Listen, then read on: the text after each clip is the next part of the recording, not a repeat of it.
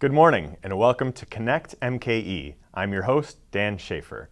For those who don't know me, I've been a journalist in Milwaukee for 10 years. I've worked at several publications, including Milwaukee Magazine and the Milwaukee Business Journal, and I currently write and publish an award-winning weekly opinion column and online publication called The Recombobulation Area. I've also contributed to many other publications, including the New York Times.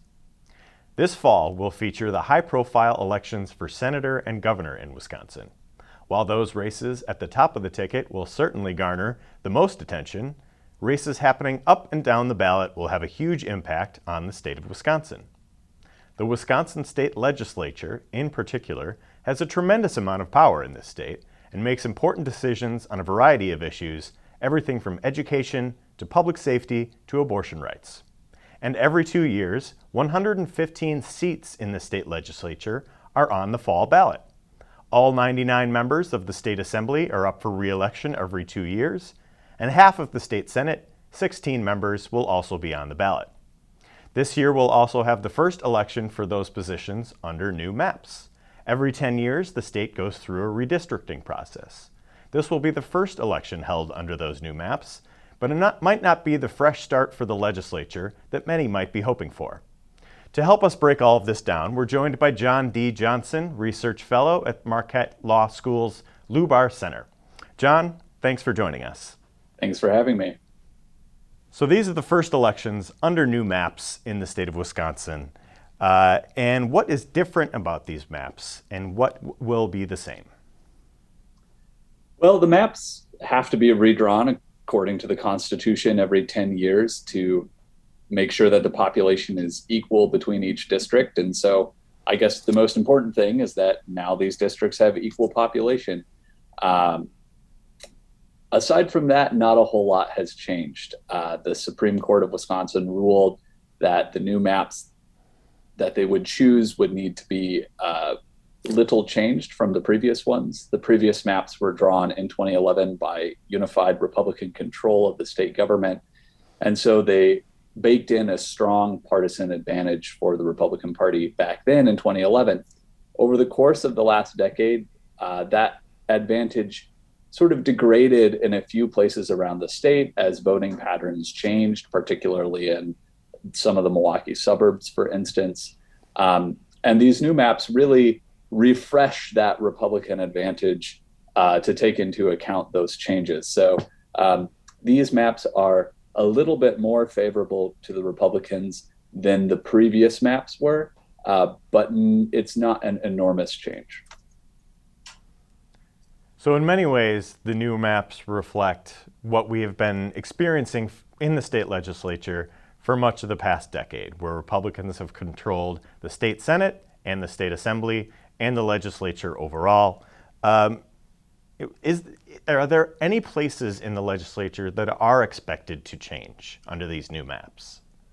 Well, so one example would be in the Milwaukee suburbs, where the 14th, 13th, and 15th districts were all quite competitive under the old maps. So these are the seats that extend out from the city of Milwaukee into Waukesha County, really around Wauwatosa and West Allis. All three of those seats, like I said, were competitive under the old maps. The 14th and 13th districts leaned slightly Democratic, and the 15th district leaned slightly Republican. Under the new maps, none of those districts are competitive. Now the 13th and 15th are solidly Republican, and the 14th is solidly Democratic. That's really a good example of how gerrymandering works. You take competitive seats and you make them uncompetitive. In this case, 3 competitive seats turned into 3 non-competitive seats, 2 leaning Republican and 1 Democratic. So some have said that there is a possibility for Republicans to win a supermajority this year. What is a supermajority in the legislature, and how could they get there? Yeah, so a supermajority is when one party controls 2/3 of the seats. And if you have that and everybody in your party remains unified, you can pass legislation to override a veto by the governor. So to achieve that, Republicans would need 22 seats in the Senate and 66 seats in the Assembly.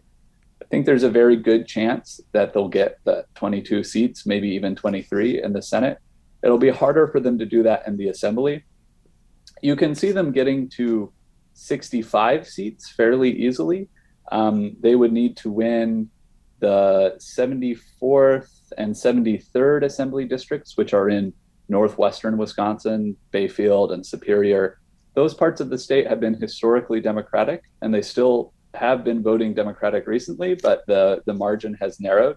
And the new districts that are drawn under the new maps do shift each of those seats a little bit more towards the Republicans. And the Democratic incumbents in both of those districts are retiring. So those are two pickups the Republicans are looking for. There's a few other seats they think they might be able to pick up around the state. The 13th district, which I mentioned earlier in the Milwaukee suburbs, is now solidly Republican. They're very confident that they'll win that seat. They might be able to win the 94th district, which is the suburban La Crosse area. That leans slightly Republican, but is represented by a Democratic incumbent.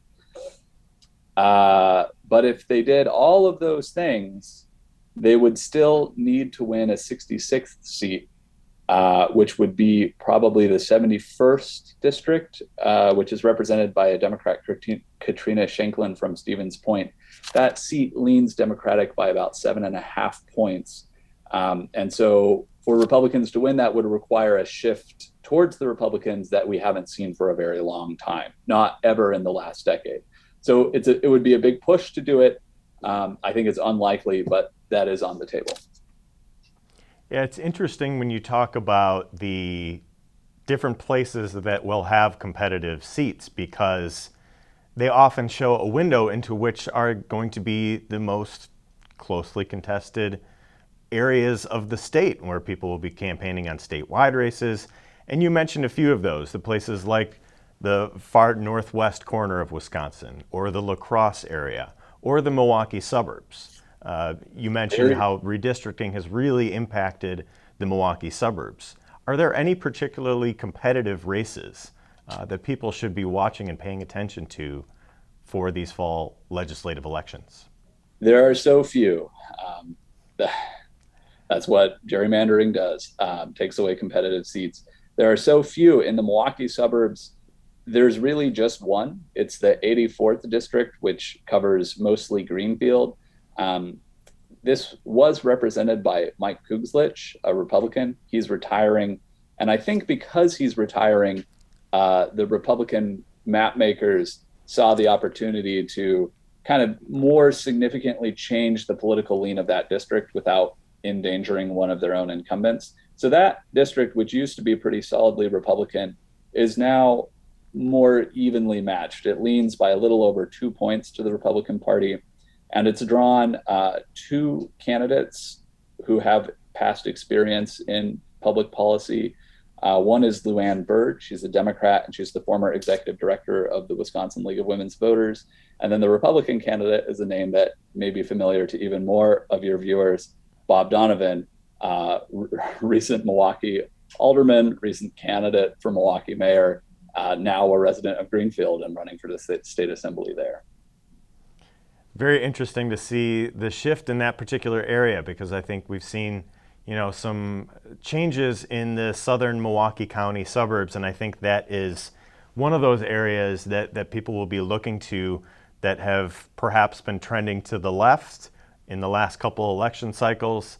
But as people consider the historical nature of a midterm election year, where you have the party opposite the president tends to pick up seats. So what is kind of the bigger picture that people are looking at with the midterms, and how it relates to the history of a midterm election? Most people imagine just what you said, that this should be a good cycle for Republicans. Both, nationally, Republicans are running against the president, which usually helps. And then in Wisconsin, it's a Democratic governor, so you would expect the same thing to be in play there.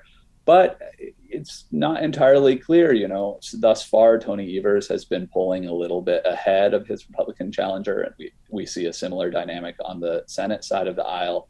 So it'll be close, and it's not entirely clear how that dynamic will play out because, again, there are so few parts of the state that are actually in a competitive assembly or Senate district.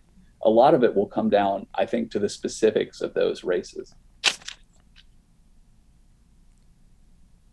Yeah, it's interesting to see whether this will be a typical midterm election year because you have so many different factors going into it. You have Roe v. Wade being overturned. You have so many of these, election denying candidates, particularly here in Wisconsin.